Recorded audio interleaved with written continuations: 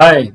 अभी तक हम डिस्कस कर चुके हैं लेटेस्ट सी बुक के टोटल 10 चैप्टर। तो अगर अभी तक आपने टेक वीडियोपीडिया को सब्सक्राइब नहीं करा और नए आए हैं तो प्लीज टेक वीडियोपीडिया को सब्सक्राइब जरूर कर लीजिए, ताकि आपको पूरी सीरीज का अप टू डेट पता लगे। आने वाले सारे जो इवेंट्स हैं या जो भी सीरीज है उन सब के बारे में आप पहले से अवेयर रहें।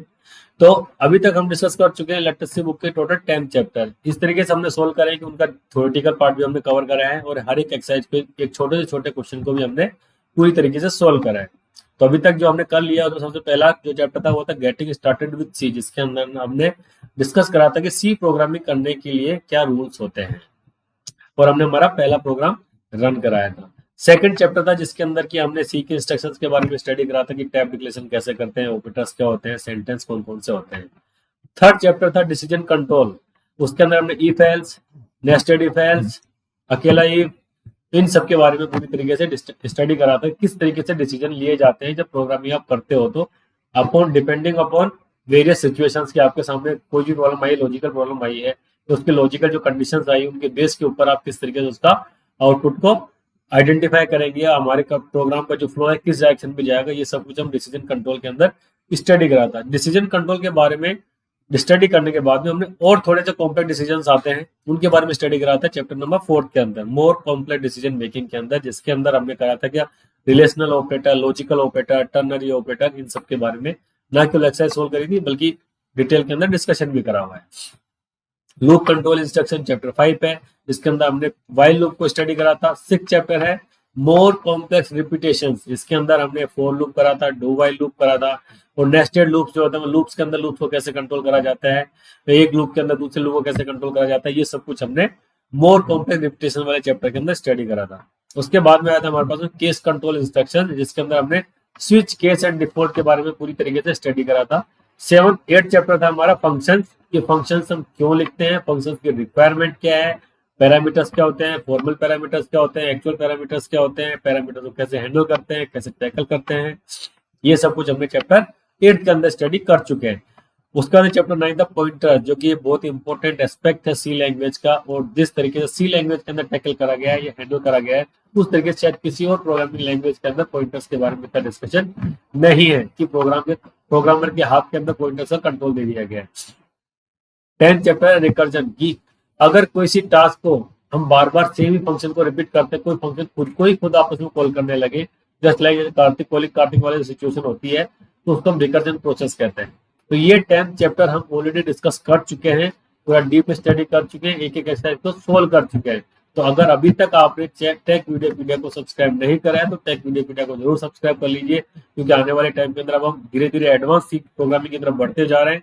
उसके बाद में आने वाली कुछ और बुक्स भी है जिनको कि हम इस पूरे चैनल के ऊपर कवर करेंगे, लाइव सेशंस के अंदर भी चीजों को सोल्व करेंगे, इंटरव्यू क्वेश्चंस के ऊपर भी डिस्कशन करेंगे। तो अगर किसी ने नहीं करा है तो प्लीज सब्सक्राइब कर लीजिए। आज हमारा जो चैप्टर है चैप्टर 11, उसके अंदर है डेटा टाइप रिविजिटेड। देखो चैप्टर 1, 2, 3 इनिशियल चैप्टर्स के अंदर हमने आइडेंटिफाई कर लिया था कि टाइप डिक्लेरेशन क्या होता है, वेरिएबल्स क्या होते हैं, वेरिएबल्स को डिक्लेयर कैसे करते हैं। तो वेरिएबल को डिक्लेयर करते टाइम पे हमने हमेशा बताया कि उसका एक डेटा टाइप होता है। तो बेसिक जो डेटा टाइप होते हैं सी लैंग्वेज के अंदर वो क्या होता है, एक तो इंटीजर होता है, फ्लोट होता है एंड कैरेक्टर होता है। इंटीजर के अंदर क्या होता है, जिसके अंदर की 0 से लेकर के पॉजिटिव नेगेटिव जितने भी हमारे नेचुरल नंबर्स होते हैं, नेचुरल नंबर क्या 1, 2, 3 वाले जो होल नंबर्स होते हैं, उन सब चीजों को हम कवर कर लेते हैं नेगेटिव टू पॉजिटिव के अंदर की, माइनस इन्फिनिट से लेकर के उस तक चले जाते हैं। इंटीजर की एक रेंज होती है, उसके ऊपर हम काम करते हैं। ये सारा कुछ हम डिस्कस करेंगे इस चैप्टर के अंदर। फ्लोट होता है, फ्लोटिंग टाइप वेरिएबल के अंदर आप डेसिमल वैल्यूज को कंसीडर करते हैं कि डेसिमल वैल्यूज को कैसे लिखा जाता है। उसके बाद होता है character type. A character type variable can store single character any की ऑफ कीबोर्ड। तो सी लैंग्वेज के अंदर बेसिकली हमारे पास में 3 डेटा टाइप होते हैं, इंट, फ्लोट एंड कैर, जिनके ऊपर की हम अभी तक पूरा काम कर चुके हैं।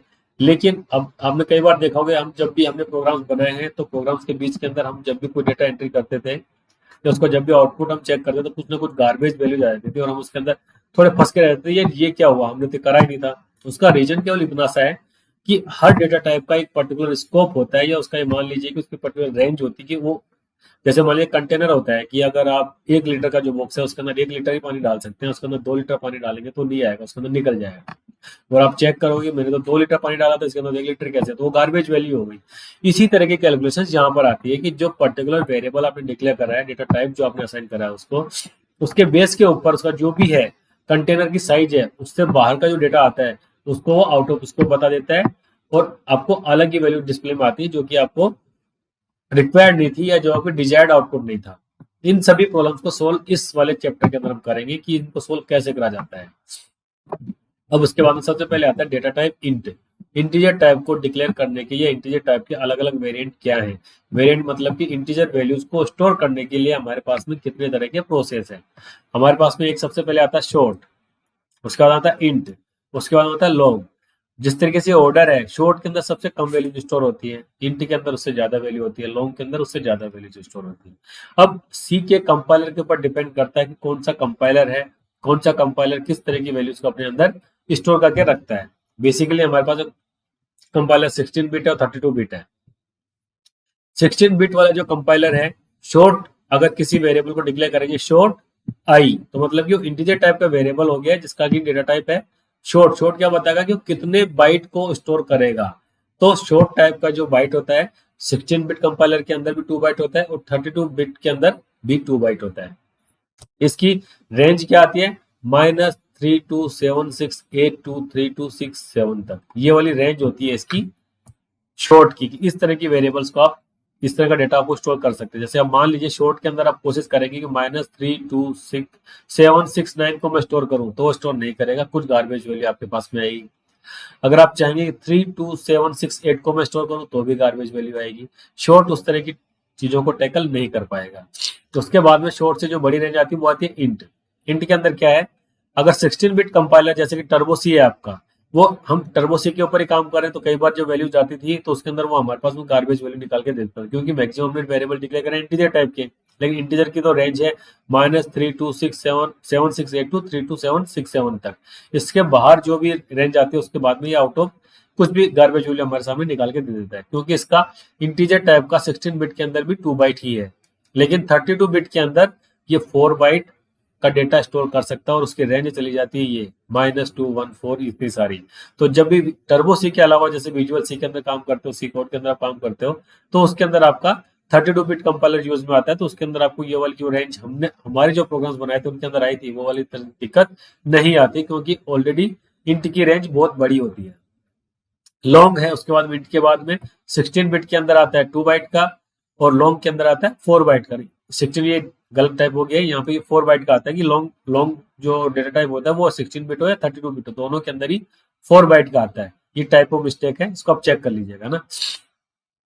तो इसकी रेंज होती है ये, जैसे हमने बता रखा है यहाँ पे कंपाइलर के अंदर कि 16 बिट कंपाइलर जो टर्बो सी सी प्लस प्लस है, उसके अंदर शॉर्ट की डेटा रेंज जो होती है 2 बाइट होती है, इंट की होती है 2 बाइट और लॉन्ग की होती है 4 बाइट। 32 बिट के अंदर ये 2 बाइट होता है, इंट एंड लॉन्ग दोनों इक्वल होते हैं। तो फर्क क्या आ रहा है, 16 बिट के अंदर शॉर्ट एंड इंट दोनों सेम होते हैं, और 32 बिट के अंदर इंट एंड लॉन्ग दोनों सेम होते हैं। और दोनों के अंदर बोला जाए कि 16 बिट और 32 बिट दोनों के अंदर कॉमन रेंज क्या है, तो वो आती है शॉर्ट डेटा टाइप की। तो अब हमारे पास में सब कुछ सामने आ गया। तो अब जब हम डिक्लेयर करेंगे कोई भी वेरिएबल आने वाले प्रोग्राम्स के अंदर, तो हमें जिस तरह का डेटा उसके अंदर स्टोर करना है उसके बेस के ऊपर ही हम यूज करेंगे शॉर्ट को, इंट को, लॉन्ग को, जब हमें इंटीजर टाइप की वैल्यूज को स्टोर करना होगा। तो अब ये काम कैसे करता है देखिए, अब ये 32767 जो आ रहा है, ये हमारे पास में 1 2 3 4 5 6 7 8 ये बिट आ गए हमारे पास में इस इंटीजर टाइप का या किसी भी डेटा टाइप का। अब जो लेफ्ट मोस्ट जो बिट होगी वो आपको डिनोट करती है साइन को। साइन मतलब कि वो प्लस का है कि माइनस का है, कि पॉजिटिव वैल्यू है कि नेगेटिव वैल्यू है। अगर आप डिफाइन कर दोगे किसी भी वेरिएबल के अंदर कि भाई इसके अंदर तो हमें साइन को स्टोर नहीं करना है, तो उसकी रेंज ऑटोमेटिकली डबल हो जाएगी। अगर आप 32767 को स्टोर करते हो तो इसकी जो डेसिमल वैल्यू है, इसका बाइनरी नंबर आता है ये वाला, तो इसके अंदर जीरो क्या डिनोट कर रहा है कि ये प्लस साइन है। और इसी का जब नेगेटिव निकालते हो, देखिए ऊपर तो सब कुछ सेम आ रहा है, लेकिन ये क्या आता है, इसका 1 है, तो मतलब कि नेगेटिव साइन है। जबकि 32767 जो मैं लिख रखा है, इसी का अगर हम इसको बोल देते हैं कि अनसाइंड वेरिएबल है, कि इसके अंदर वेरिएबल पॉजिटिव वैल्यूज ही आएंगे, तो इसकी जो रेंज होती है वो जस्ट डबल हो जाती है। डबल क्यों हो जाएगी? क्योंकि ये जो बिट है, जो साइन को डिनोट करने के लिए हमने रिजर्व रखी हुई है, उसका यूज भी हम डेटा को स्टोर करने में कर सकते हैं। देखिए, बाइनरी कन्वर्जन -32767 का और 65535 का दोनों का सेम आ रहा है, लेकिन वैल्यूज अलग अलग आ रही है। ये तो आ रहा है 32767 और ये आ रहा है 65535। क्यों? क्योंकि इसके अंदर हमारा जो लास्ट लेफ्ट मोस्ट बिट जो थी, इसको भी हमने डेटा की तरह यूज करा है, ना कि एक साइन की तरह। जबकि नॉर्मल तरीके से जब आप उसको नहीं बताते हो कि किस तरह का वेरिएबल स्टोर कर रहे हो, किस तरह का डेटा स्टोर करने वाले हो, तो लेफ्ट मोस्ट जो भी आपकी जो बिट होती है उसको स्टोर करके रखता है साइन के तौर पे। तो इस जो 7 बिट होती है, इन्हीं को यूज करता है वो डेटा को रिजर्व करने के तौर पे। ओके, अब बात आती है कि कैरेक्टर टाइप के वेरिएंट कैसे होते हैं। कैरेक्टर टाइप आ गया ये CHAR, इसका -128 से 127 तक जाता है। ये 1 बाइट को स्टोर करके रखता है आपके पास में। साइन कैरेक्टर -128, क्यों? क्योंकि यहाँ पे साइन बता रखा हमने कि माइनस है। और अब अनसाइंड कैरेक्टर क्या है? 0 से लेके 255। क्यों? क्योंकि जो रेंज थी वो जस्ट डबल हो जाती। डबल कैसे? 127 का डबल तो हो गया 254 और प्लस 0 कर दे तो कितना हो गया? 255। तो मतलब कि 0 से लेके 255, टोटल 256 कैरेक्टर्स को ये स्टोर कर सकता है। -1 इक्वल टू 255। अब हम बात करेंगे कि भैया -1 का मतलब क्या है। अगर कैरेक्टर के अंदर आपने स्टोर कर दिया कि -128, तो -128 करने के ऊपर ये एरर तो हमको देगा नहीं, क्योंकि रेंज उसकी डिफाइंड है कि -128 से लेकर 127 तक का डेटा स्टोर कर सकता है। तो ये -128 करने पे क्या प्रिंट करेगा, कि आप किस तरह के कैरेक्टर को अपने अंदर स्टोर करेगा, ये हमने आगे दिखा रखी पूरी टेबल, जिसमें बताएगा। एग्जाम्पल के लिए, रेफरेंस के लिए हमने बता दिया कि -1 इक्वल टू 255। देखिए, ये आया हमारे पास में कैरेक्टर टाइप। जो हम सी लैंग्वेज के अंदर जब भी कीबोर्ड से कुछ भी टाइप करते हैं, तो 256 जो कैरेक्टर है वो सबके सब यहाँ पे स्टोर है।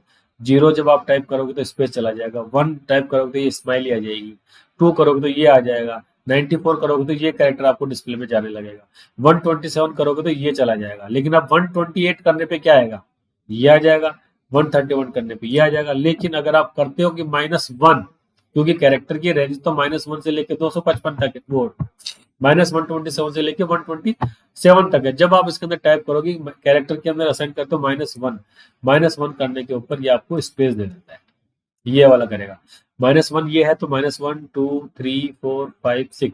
अगर -6 करोगे तो ये आपके सामने डॉट प्रिंट कर देगा। उसी तरीके से रेंज में वापस चलते हुए चले जाओ आप। इस तरीके से नेगेटिव नंबर्स को शो करते हैं। मतलब कि जो हमने कैरेक्टर के अंदर साइन और अनसाइन की बात करी है, उस तरीके से काम करते हैं। जो हमारे पास टेबल है वो तो अनसाइंड कैरेक्टर्स की है, क्योंकि कैरेक्टर का कोई साइन तो है नहीं। लेकिन सी लैंग्वेज के अंदर जो भी स्टोर होता है हमारे पास में, 0-1 की लैंग्वेज में होता है। कुछ भी कैरेक्टर आप करोगे या कुछ भी डेटा टाइप स्टोर करोगे, अल्टीमेटली उसको कन्वर्ट कर देता है इंटीजर के अंदर, क्योंकि वो आइडेंटिफाई उसको उसी तरीके से करता है। तो कैरेक्टर जब आप डालोगे तो ये उसका पहले कैरेक्टर का इंटीजर वर्जन निकालेगा। इंटीजर वर्जन मतलब कि जो टेबल हमारे सामने दी गई है, अगर आप कॉमा टाइप कर रहे हो तो ये 66 कंसीडर करता है, और अगर आप 66 करोगे और उसको कैरेक्टर डिस्प्ले करोगे तो ये कॉमा डिस्प्ले करेगा। तो ये हमारे पास टेबल जो दी हुई, ये और पर्टिकुलर कीबोर्ड का कैरेक्टर है और उसका इक्विवेलेंट इंटीजर ये है। तब ये अगर कैरेक्टर के अंदर स्टोर कराएंगे तो भी सेम आउटपुट आएगा, और अगर ये आउटपुट ये सेव कराएंगे तो भी आउटपुट सेम रहेगा। तो क्या इंटीजर कैरेक्टर सबसे पहले इंटीजर में कन्वर्ट होता है, उसके बाद ही सी उसके ऊपर काम करती है। अब ये जो हमारे पास में जो गया है कि भाई सी की जो टेबल दी गई वो तो अनसाइंड कैरेक्टर के हिसाब से दी हुई है, लेकिन चूंकि कैरेक्टर टाइप नेगेटिव भी हो सकता है, तो किस तरीके से हैंडल करना चाहिए वो डिस्प्ले के तौर पे -1 इक्वल टू 255 होता है। ये आपको ध्यान रखना। आगे बहुत सारे इस तरह क्वेश्चन आएंगे, -5 करने पे क्या डिस्प्ले होगा, या -10 इक्वल टू क्या होता है। तो ये सारी चीजें आपको पता होनी चाहिए इस चीज के अंदर, ठीक है। तो ये हो गया हमारे पास में टेबल। अब उसके बाद होता है फ्लोटिंग टाइप, कि फ्लोटिंग टाइप का जो डेटा आता है उसके वेरिएंट क्या आते हैं। देखिए, फ्लोट के अंदर आता है -3.4E38 टू लेकर ये पर्टिकुलर डेटा है। ये फ्लोटिंग टाइप के वेरिएबल के अंदर आप स्टोर कर सकते हो। उससे बड़ी रेंज का चाहिए तो उसके बाद में आता है डबल। जैसे इंट होता है, इंट को बड़ी रेंज होती है लॉन्ग, उसी तरीके से फ्लोट आता है, फ्लोट का डबल रेंज होती है, तो बड़ी रेंज होती है डबल, ठीक है। ये 4 बाइट को स्टोर करके रखता है और ये 8 बाइट को स्टोर करके रखता है। अब हमारे पास में आता है कि हमने इतने सारे वेरिएबल्स के जो डेटा टाइप है वो तो डिक्लेयर कर लिए।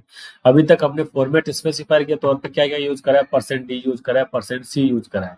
%c यूज करते हैं कैरेक्टर को डिस्प्ले कराने के लिए, %d करते हैं हम इंटीजर टाइप के वेरिएबल्स को शो करवाने के लिए। लेकिन हमारे पास में से बहुत फ्लोटिंग टाइप को डिस्प्ले कराने के लिए हमने यूज करा है %f का यूज करा है। लेकिन हमने कई जगह पे वीडियो प्रोग्राम्स के अंदर यूज करा है कि एल डी को शो करा है या एल यू को शो करा है।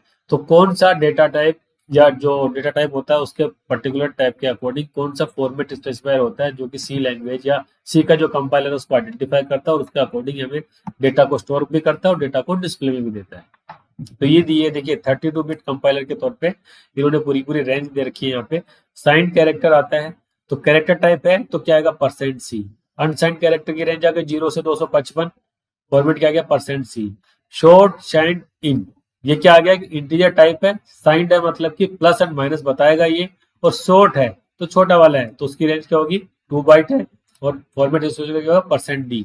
उसी तरीके से साइंड इंट का हो गया परसेंट डी, लेकिन शॉर्ट अनसाइंड इंट मतलब कि अनसाइंड नहीं है, अनसाइंड है मतलब कि पॉजिटिव नेगेटिव नहीं है, उसके अंदर जो भी वैल्यू है सब पॉजिटिव ही है तो उसका फॉर्मेट स्पेस पर आ गया परसेंट यू।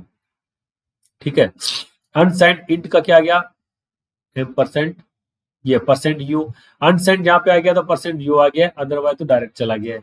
अब उसके बाद होता है लॉन्ग की बात आती है, देखिए percentage L D, long unsigned int percentage L U, float का हो गया परसेंटेज एफ, डबल का हो गया percentage L F. Long double, अगर आपकी डबल की रेंज को भी और ज्यादा बढ़ाना हो तो लॉन्ग डबल आ जाता है ये, कि रेंज क्या चली गई 10 बाइट। ठीक है, तो इस तरीके से हमारा डेटा टाइप पूरा इस तरीके से हम यूज करते हैं सी लैंग्वेज के अंदर।